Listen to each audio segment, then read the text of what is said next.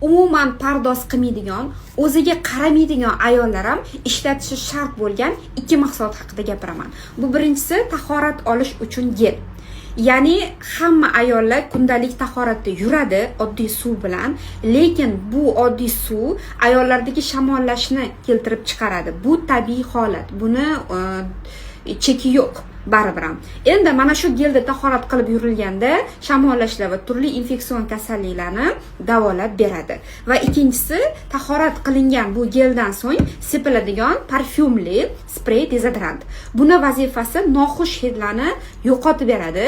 Parfyumli bo'lganligi uchun ham hidi uzoq muddat turadi. Ayollar umuman ba'zi ayollar kelishadi oldimga, "Voy, bunaqa kremlar men umuman krem surmayman", faxrlanishadi. Krem surmaslikdan, o'ziga qaramaslikdan. Ana shunaqa ayollar ham bu mahsulotni ishlatishi shart. Balki eringiz sizga ayta olmayotgandir. Siz ishlating.